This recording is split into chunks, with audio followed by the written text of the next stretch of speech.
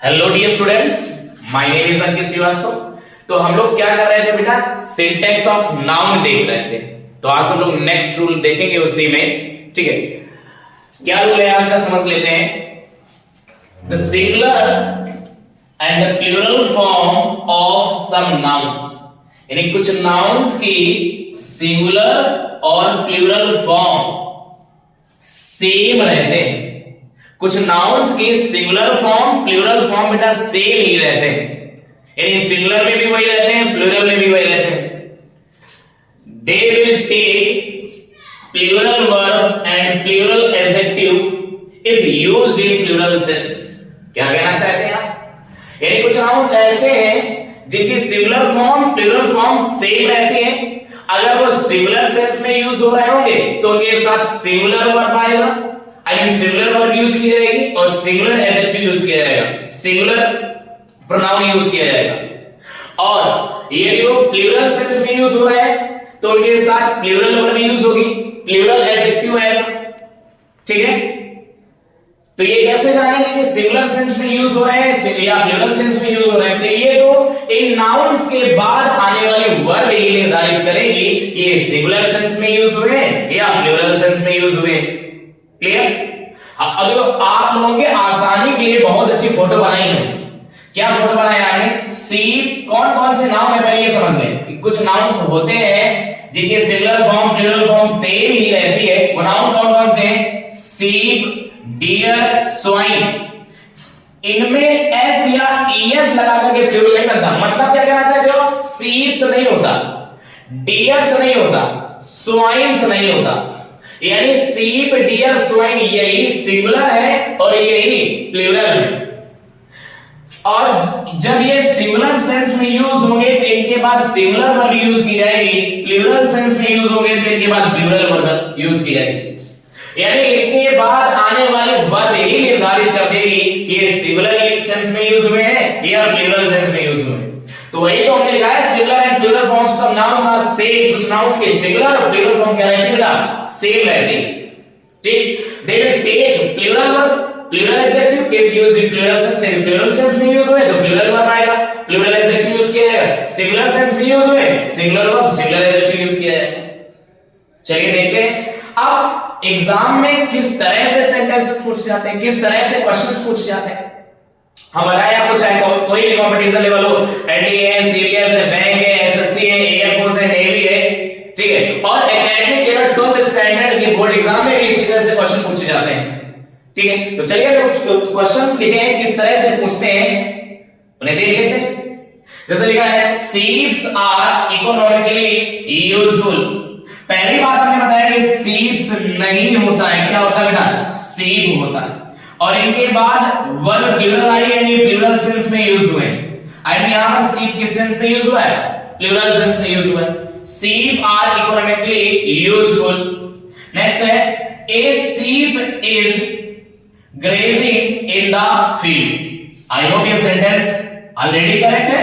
ए सीप है यानी एक सीप, तो सिंगुलर वर्ब यूज किया गया।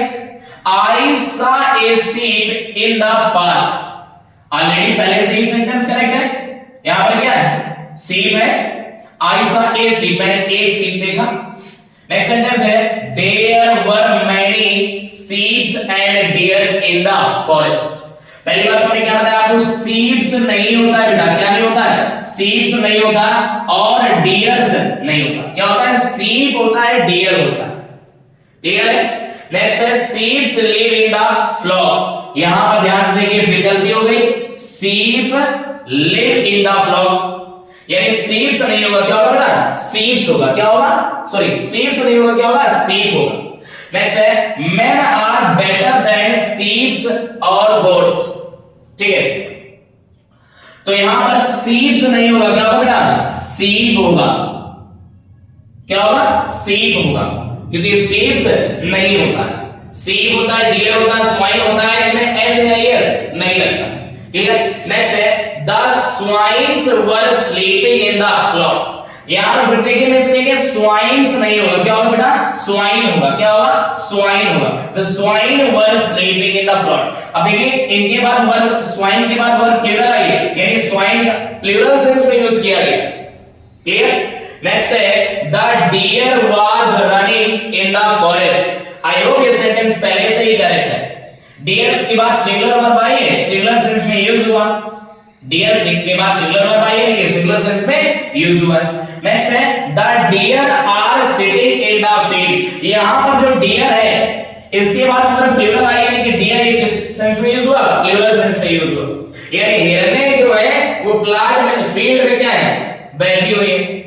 ठीक है, और यहां पर डियर जो है वो हिरन है।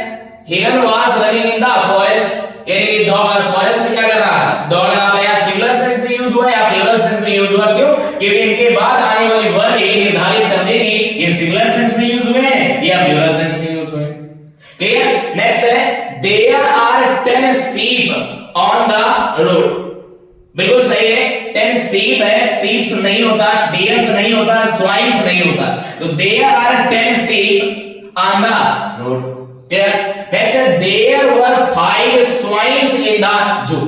फिर गलती आ गई, swines नहीं होता है बेटा, क्या होता है, swine। तो there were 5 swine in the zoo। Clear?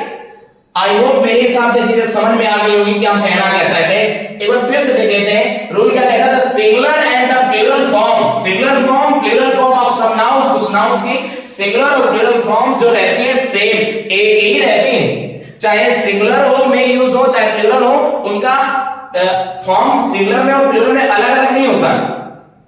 They will take plural verb and plural adjective if used in plural sense। यदि प्लूरल सेंस में यूज होते हैं तो प्लूरल वर्ब और प्लूरल एडजेक्टिव यूज होगा। अगर सिंगुलर सेंस में यूज होते हैं तो singular verb, singular adjective use होगा। क्लियर है? कौन कौन से वो नाउन है बताया आपको, शीप, डियर, स्वाइन। शीप्स नहीं होता, डियर्स नहीं होता, स्वाइन्स नहीं होता। इनके बाद जो वर्ब आएगी वो सिंगुलर भी यूज होगी, प्लूरल भी यूज होगी। ठीक, अगर ये सिंगुलर सेंस में यूज हुए तो इनके बाद सिंगुलर वर्ब आएगी, प्लूरल सेंस में यूज हुए तो इनके बाद प्लूरल वर्ब आएगी। ठीक है, इनके बाद आने वाली वर्ब ही निर्धारित कर देगी कि ये सिंगुलर सेंस में यूज हुए हैं या प्लूरल सेंस में यूज हुए। आई होप चीजें समझ में आ गई होंगी। तो आज की क्लास को यहीं तक रखते हैं, बाकी मिलेंगे नेक्स्ट क्लास में। ठीक है, और तब तक के लिए thank you for watching this video and take care, good bye everyone. हां, स्क्रीनशॉट जरूर ले लें ताकि आप लोग बाद में नोट्स प्रिपेयर कर पाए। Thank you.